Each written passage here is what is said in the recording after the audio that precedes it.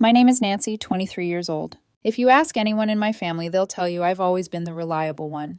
The daughter who shows up on time, the sister who helps before being asked. The quiet peacekeeper who smooths over other people's chaos. It used to make me proud. Now I'm starting to think it just made me easy to use. My older brother, Michael, 28, has always been my anchor, steady, kind, protective. When he married Emma, I wanted so badly to like her. I really did. She was beautiful, polished, the kind of woman who looked like she had everything under control. But beneath that perfect smile was a kind of carelessness I couldn't name at first. It wasn't until after the twins were born, two hyperactive, adorable little boys, that I started to see who she really was. At first, it was small things. "Hey, Nancy," she'd say over the phone, her voice all sweetness. "Can you grab a few groceries for me? Mike's working late and I'm just exhausted." I didn't mind. I worked from home anyway.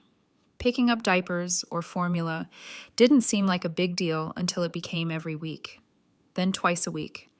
Then suddenly I was juggling my deadlines with her errands and realizing that I hadn't said no once. One morning as I was logging into a meeting, my phone buzzed again. "Emma, could you watch the twins for a few hours? Mom's not feeling well and I need to go see her." "Me, I've got work, Emma. Maybe Mike could." "Emma, he's under so much pressure right now. Please, Nancy, just this once." Her "just this once" had already turned into 3 times that week, but she threw in the guilt card so naturally that I almost believed it was my duty. I told myself it was for Mike. That was always the excuse. The first time she dropped the twins off, she stayed just long enough to hand me their little backpacks and kiss them goodbye. "You're such a lifesaver," she said, already halfway to her car.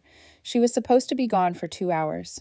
She came back 6 hours later, smelling faintly of perfume and laughter, the kind that didn't sound like someone visiting a sick mother. I tried to bring it up gently. "Emma, I don't mind helping, but I can't keep doing this during work hours. I really can't." She gave me that practiced pout of hers. "Oh, come on. You work from home. You're so good with them. Think of it as training for when you have kids." "I'm not getting paid for training," I muttered before I could stop myself. Her smile vanished. For a second, I saw her eyes cold, calculating. "You wouldn't dare ruin your brother's marriage over something this small, would you?" That sentence clung to me like smoke. Over the next few days, she kept showing up, sometimes texting, sometimes not. One afternoon, she just barged in, twins in tow, saying, "I'll be back in a jiffy."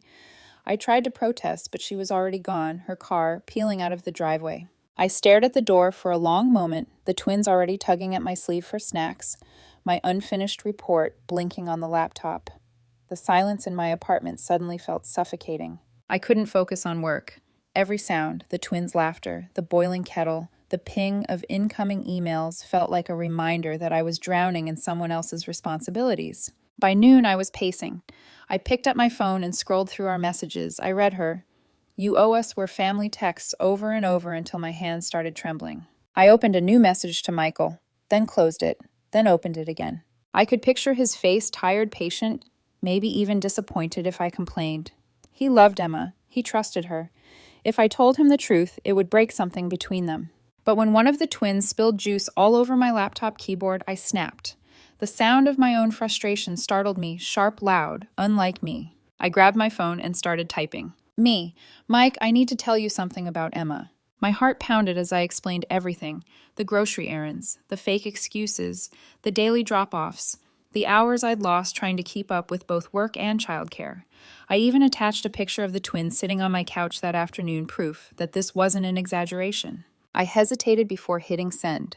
Then I thought about Emma's smirk, her "you wouldn't dare," and my thumb pressed down almost on instinct. The message whooshed out. For a few seconds, I just stood there staring at the screen.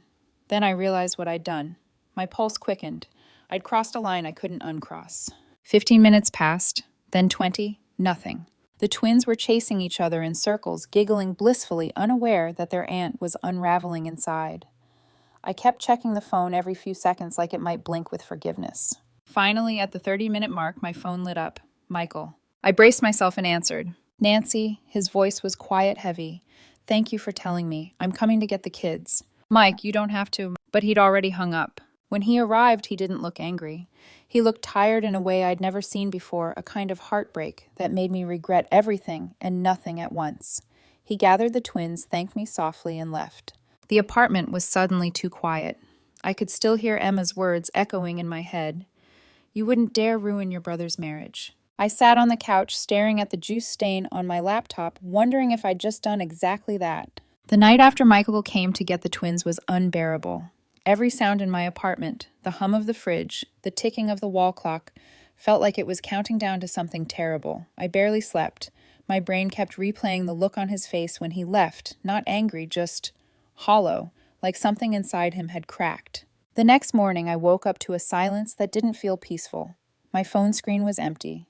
No messages from Michael. None from Emma either. I thought about reaching out, but my chest clenched every time I imagined what they might say.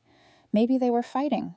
Maybe they weren't talking to each other at all. By afternoon, the waiting became too much. I texted Michael. Are you okay? Did you talk to her? No reply. That single unread message sat there like a confession pinned to a door. Hours later, as I was making tea, my phone finally buzzed, but it wasn't him. It was my mom. Mom, your brother and Emma are having problems. What did you do, Nancy? The message hit me like ice water. I didn't even know how she found out. I hadn't told her anything. I stared at the screen numb until another message appeared. Mom, Emma's parents called. She's devastated. You should have come to us before you interfered. Interfered. That word burned. Before I could type a response, my phone started ringing. It was Michael. I snatched it up so fast that my cup fell off the counter and shattered. Mike, he sighed softly. His voice was low, rough. Nancy, I'm sorry you got dragged into this. I should have noticed sooner. What happened? There was a long pause. I could hear his footsteps, the faint sound of the twins playing somewhere behind him. We fought. She left. Left. She's been lying for weeks. Turns out her mom wasn't sick. She's been out partying, leaving the kids with anyone who'd take them. I thought maybe she was just overwhelmed, but she admitted it last night. She said, his voice caught, she said she never wanted to be a mother. I sank into a chair, my throat tight. Oh my God, Mike. He laughed bitterly. Yeah. Guess that's not something you can fix with counseling. We talked for another 10 minutes, mostly silence with words sprinkled in. He told me he'd filed for divorce that morning. I didn't know what to say. Every part of me wanted to apologize. But what could I even apologize for? For telling the truth, for caring too much. When the call ended, I sat there staring at my reflection in the black screen of my phone. My face looked unfamiliar, pale, drawn. My stomach twisted with guilt. That night I couldn't eat. I paced my apartment reading old texts from Emma. The ones that started with, "You're the best," and ended with, "You owe us, we're family." I kept hearing her laugh in my head, the kind of fake sweetness that always sounded like a warning if you listened close enough. A few days passed. Still no word from Michael. But the news traveled fast. My aunt called then, my cousin, all with the same soft, pitying tone I heard about Mike and Emma. Such a shame. But you did the right thing, sweetheart. If I did the right thing, why did it feel like I'd destroyed something? 3 days later, my parents called again. This time, my father's voice was sharp. Nancy, do you realize what you've done? I told the truth. You've humiliated this family, he snapped. Emma's parents are furious. Do you have any idea what people are saying, that you meddled in your brother's marriage out of jealousy? My jaw clenched. Jealousy. Of what being lied to? Watch your tone, he warned. You could have come to us instead of running to Michael. You've made us look bad. There it was. The word that defined my parents more than love ever had appearances. Dad, I said quietly. Emma used me. She lied. She left her kids for hours. He cut me off. Enough. You think life is that simple? Marriage takes compromise. You children throw it all away over small things. Small things. Babysitting someone's kids while they're out lying about a sick mother. A woman saying she never wanted her children. I almost laughed, but the lump in my throat was too heavy. When the call ended, I realized something that hurt more than all of it combined. My parents weren't angry because Michael was hurting. They were angry because Emma's parents were. That night, I sat by my window and scrolled through social media.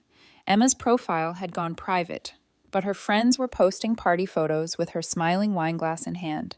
The caption under one of them read, "Girls' night, finally free." Free! The same day Michael filed for divorce. I felt something inside me shatter, not because I pitied her, but because I realized how little I'd mattered in her world. I wasn't family, I was a convenience. A text came through right then from Michael. I'm sorry you're being blamed. None of this is on you. My vision blurred. You sure? I typed back. Feels like it's my fault. No, he replied. You didn't break us. You just showed me what was already broken. For the first time in days, I exhaled without shaking. But deep down, I knew this wasn't over. My parents would keep pushing. Emma's family would come knocking. And sooner or later, someone would make me the villain again. Because in our family, truth was never rewarded, it was punished. And I just learned what it cost to tell it. The next few weeks were chaos wrapped in silence. Everyone seemed to be talking, but no one was talking to me directly. My phone would light up with notifications, relatives gossiping, distant cousins, checking in friends, asking if the rumors were true. Apparently, I'd gone from the reliable sister to the jealous troublemaker overnight. At first, I tried to ignore it. I threw myself into work, avoided social media, and told myself that eventually the noise would fade. But it didn't. It only got louder. Then one evening, my mom called again. I let it ring twice before answering. "Nancy, we need to talk," she began. Her voice clipped polite, the tone she used with people she wanted to impress, not her daughter. About what I said already, bracing myself. About Emma. I said nothing. Mom sighed heavily like she was the one being wronged. "Her parents came over today. They're heartbroken. You've caused so much pain, Nancy. You should have kept quiet. Let the couple work it out privately." I swallowed hard. "Mom, she lied to everyone. She used me. You know that. Even if that's true," she snapped, "you didn't have to tell Michael right away. You could have spoken to me first. You made him file for divorce. Do you understand what that looks like for us?" There it was again, us. Not Michael, not the children, us. I felt something inside me twist. "So you care more about what it looks like than what it is?" She didn't even hesitate. "Of course I do. Appearances matter, Nancy. We're not like other families who can afford to be careless. Emma's parents are respected people. Your father has worked for years to build relationships with them. And now I pushed. Now they think we raised a daughter who breaks marriages." The words hit me like a slap. I could hear Dad's voice in the background, low but sharp. "Tell her she owes them an apology. It's the least she can do." Apologize. To Emma. The woman who lied, dumped her kids on me, and humiliated my brother. I laughed.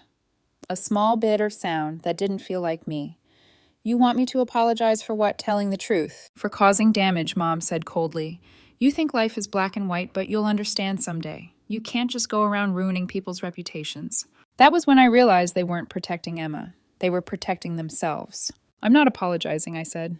There was silence. Then my father's voice thundered through the speaker. "Then don't bother calling this house again." The line went dead. I sat there for a long time, phone still pressed against my ear, listening to the empty hum of the dial tone. It felt like the floor had fallen away. Later that night, my phone buzzed again. This time it wasn't my parents. It was an unknown number. "Emma's mother, Nancy. This is Mrs. Whitmore. We need to talk. Please call me back." I didn't. I couldn't. But the next morning, she was at my door. She stood there in her designer coat, sunglasses perched on her head, the smell of expensive perfume filling my hallway. She smiled like we were old friends. "Nancy." She began stepping inside before I could invite her. "This whole situation has gotten out of hand. Poor Emma is distraught. We all are." I stayed near the door. "With respect, Mrs. Whitmore, your daughter lied to everyone and left her kids with me while she raised a manicured hand, cutting me off. I know. Emma made mistakes. But she's young, emotional. You could help us fix this." "Fix it," I repeated. "Yes. Talk to Michael. Convince him to agree to joint custody. Emma's not a bad mother. She's just overwhelmed." I frowned. She said she never wanted kids. Mrs. Whitmore's smile faltered for half a second, then reappeared like a mask slipping back into place. "People say things they don't mean when they're angry. You, of all people, should understand that." "I understand exactly what she said," I replied, "and what she meant." Her expression hardened. "You're making a very big mistake, dear. This divorce is turning into gossip. People are talking. Emma's losing friends. We're losing face. If this continues, it will ruin reputations on both sides, including your parents." There it was, the real reason for her visit. Not love, not regret, just image. I almost laughed, but the sound caught in my throat.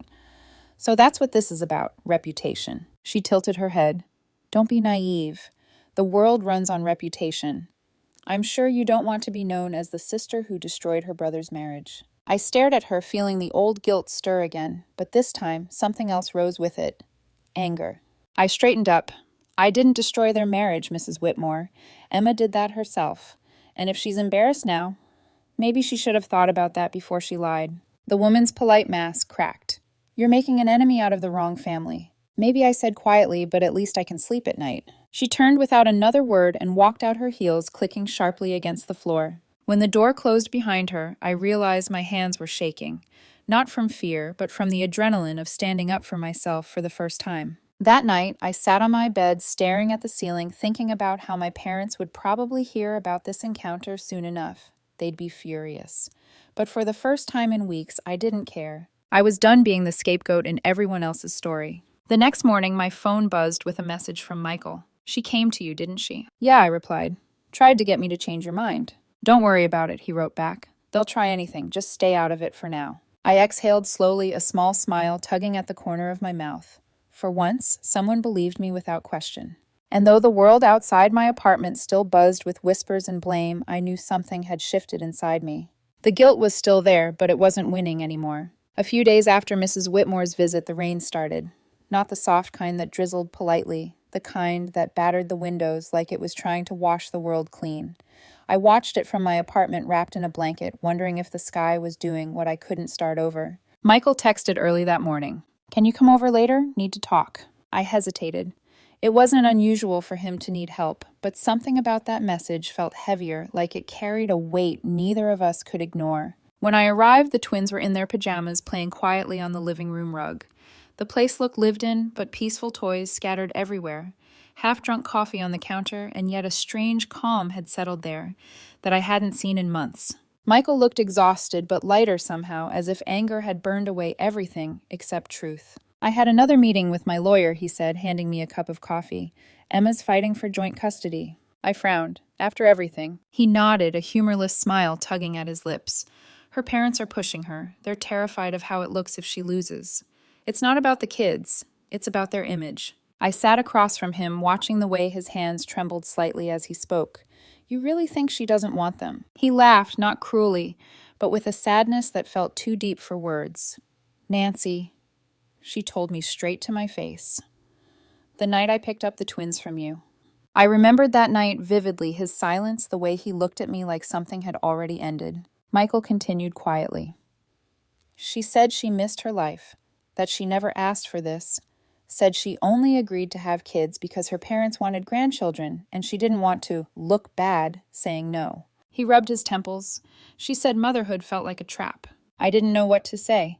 The sound of the twins giggling in the next room made the words feel crueler somehow, like a truth too heavy for their little ears to ever hear. "I thought she'd change," he murmured. "That maybe after the twins were born, she'd grow into it. But she didn't. She just got better at pretending." I took a slow sip of coffee, trying to steady my thoughts. "What happens now?" He looked up, eyes steady.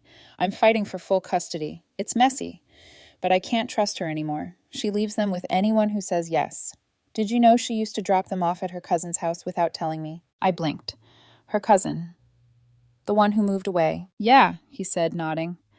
"That's how I found out." The cousin made a joke about missing her babysitting gig at a barbecue months later. I thought it was a joke until I realized she was serious. He paused.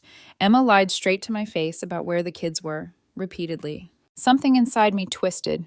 "And you still thought it was your fault before?" Michael gave a small, broken laugh. I didn't want to believe I'd married someone who could lie like that. For a while, we both sat there in silence.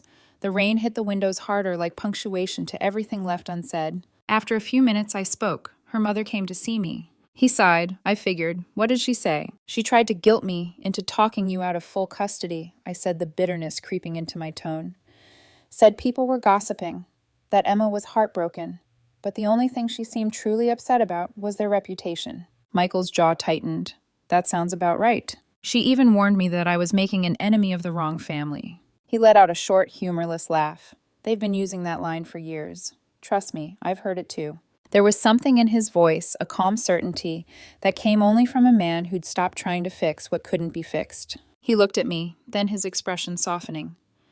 "Nancy, I want you to stop blaming yourself for any of this. You didn't cause the divorce. You just peeled away the layer of lies we were all pretending not to see." His words landed like warmth in a room that had been cold too long. I felt tears sting my eyes before I could stop them. I started, but my voice cracked. I thought I was doing the right thing. And then everyone made me feel like I was the villain. "You did the right thing," he said firmly, "even when it cost you." The twins ran in just then, one of them carrying a plastic toy dinosaur, the other shouting, "Roar!" It broke the heaviness in the room, and for a moment Michael smiled, a real smile, faint but genuine. He crouched down and gathered them both into his arms. "Hey, monsters. Time for lunch." As I watched him, his tired eyes, the way he kissed the top of each boy's head, I realized he wasn't broken. He was rebuilding. And in that moment, I knew something else. No matter what Emma or her parents tried to do, they couldn't rewrite the story anymore. The truth was out. When I left his house later that day, the rain had stopped. The air smelled like wet earth and second chances. As I reached my car, my phone buzzed again, a text from Mom. "We heard you met with Michael. You need to stop making this worse." I stared at the screen for a long moment, then locked it without replying. For once, I didn't feel the need to explain myself. I got into the car, turned the key, and drove away. The reflection of the sky in my windshield was clearing the gray, lifting just enough to show a sliver of blue. Maybe not a full sunrise yet, but a start. The weeks that followed felt like living inside a storm that refused to pass. The divorce hearings, the custody evaluations, the endless whispers, they all blurred together. Every phone call from my parents felt like another wave crashing over me, but I stopped letting it pull me under. Michael was holding steady, though I could see the toll it was taking on him. He'd call some nights just to talk, not about the case, but about small things. The twins learning to say new words, the way they'd run to the door when he got home from work. How he'd finally figured out how to make them eat broccoli by calling it tiny trees. His voice carried exhaustion, but also something else I hadn't heard in months, peace. Then one morning I saw it. A post spreading across a neighborhood Facebook group. Emma Whitmore abandoned her children to party husband seeks full custody. The comments were vicious. Some people defended her. Others didn't hold back. My stomach twisted reading strangers pick apart our family like it was a public spectacle. By noon, my mother was on the phone again. "Nancy, do you realize what's happening?" she hissed. "This is humiliating. Do you know what people are saying about us?" I pressed the phone tighter to my ear. "Mom, this isn't about us." "It's always about us," she snapped. "Your father can't even show his face at the club." "Emma's parents are furious. They said you've been spreading lies." "I haven't said a word," I cut her off. "They're the ones spinning this, not me." "Don't raise your voice at me," she warned coldly. "If you had stayed quiet from the start, none of this would have gone public." Something inside me broke then. The version of me that always apologized, always tried to keep the peace, she was gone. "Do you even care about Michael? About what he's going through?" I asked. "Of course we care," she said. But her tone was sharp with annoyance, not empathy. "But this has gone too far. You've destroyed our relationship with the Whitmores. We can't even show up at church without people whispering. You need to fix this." "I'm not fixing anything for them," I said quietly. "You and Dad can keep worrying about your reputation. I'll worry about what's right." There was silence on the line. Then in that brittle, judgmental tone I'd known my whole life, she said, "If you walk away from this family, Nancy, don't expect us to come looking for you." "Don't worry," I replied, voice shaking but firm. "You won't have to." I ended the call and set the phone down. My hands were trembling, but my chest felt lighter. That night I went to Michael's again. The house was warm. Lights dimmed the twins asleep on the couch under a blanket. Michael was sitting at the kitchen table with a half-empty mug, staring at some papers. "Custody hearings in 2 days," he said when I sat down. I nodded. "You ready?" He sighed. "As ready as I'll ever be." Then, after a pause, he added softly, "Mom and Dad called. They said I should forgive Emma for the family's sake." I froze. "They what?" He looked up at me, eyes tired but calm. "They said it's not worth airing dirty laundry. That I should settle, make it go away quietly." The anger that rose in me was sharp and immediate. They're unbelievable. They care more about what Emma's parents think than their own grandchildren. He gave a weary smile. "Yeah, but I'm done caring what they think." For a moment, neither of us spoke. The air between us was heavy but peaceful. For the first time, we were on the same side and without guilt or hesitation. I glanced toward the twins. One of them had kicked off his blanket, his small hand curled into a fist, his lips parted in sleep. I got up quietly and tucked the blanket back around him. Michael watched me. "They love you, you know," he said. "You're the only person who never gave up on them." I smiled faintly. "They make it easy." He reached across the table, resting his hand on mine. "Whatever happens in court, I want you to remember I couldn't have done this without you." I squeezed his hand back. "You did the hard part, Mike. You faced the truth." He smiled, tired, grateful. "Yeah. But you're the one who made me see it." That night, as I left his house, I paused at the doorway. The twins stirred in their sleep, the rain tapping gently against the window. Michael stood behind me, silhouetted in the warm light. Nancy, he said softly, no matter what Mom and Dad say, you did the right thing. I turned to him, meeting his eyes, I know. For the first time, I actually meant it. When I got home, I checked my phone. There were more missed calls from my parents, a few messages from unknown numbers, journalists probably, and one from a distant cousin who wrote, "You should have kept quiet. Family business isn't for the public." I deleted them all. Then I opened the curtains and looked out at the city. The rain had stopped again, and the clouds were breaking apart. The streetlights glowed in puddles like stars caught on the ground. Tomorrow would decide everything: the custody, the fallout, the final break between truth and appearance. And for once, I wasn't afraid of what that would mean. 2 months later, it was over. The court granted Michael full custody of the twins. The judge's voice had been calm and clinical as she read the ruling, but for us, it was the sound of freedom. Michael didn't smile. He just closed his eyes and exhaled as though he'd been holding his breath for years. I was there sitting in the back of the courtroom watching quietly. When it ended, he turned toward me, and for the first time in a long while, there was no guilt or hesitation in his eyes, only relief. Outside the courthouse, the morning air was cool and bright. Michael crouched to hug the twins, who were holding tiny stuffed animals I'd bought to keep them calm during the hearing. He whispered something to them that made them giggle. For a fleeting second, I thought about Emma, whether she was watching from a distance or already on another flight to another life that didn't include them. It didn't matter anymore. That night we celebrated in our own quiet way. Michael made dinner, badly overcooked pasta and all. The twins ran through the house in pajamas, laughing, singing something that barely resembled a song. When they finally went to bed, we sat on the porch in silence, watching the last light fade from the sky. "She didn't even fight at the end," he said quietly. "Emma," he nodded. "Her lawyer told the judge she didn't want to drag things out, said she needed time to find herself." I gave a soft, humorless laugh. "She's been looking for herself since the day she left." He smiled faintly. "I guess we all have." We sat there for a long while. The air was cool, the sound of crickets filling the quiet. It felt like the first real peace we'd had in months. But peace came with a price. The next morning, Mom called again. I stared at the phone for a long moment before answering. "Congratulations," she said flatly. "You got what you wanted." "What does that mean?" I asked. "Emma's parents have cut us off," she replied, her tone sharp, almost accusing. "Your father's business deals with them are gone. Our reputation is in ruins. You've destroyed everything we worked for." I closed my eyes, pressing my thumb against my temple. "I didn't destroy anything, Mom. I just stopped pretending." She scoffed. "Pretending? Is that what you call family loyalty now?" "Loyalty." I whispered, my voice shaking. "You chose strangers over your own son. You let Emma and her parents insult him, blame him, and you said nothing. You stood by while they lied. Don't you dare call that loyalty." Her silence on the other end was thick and cold.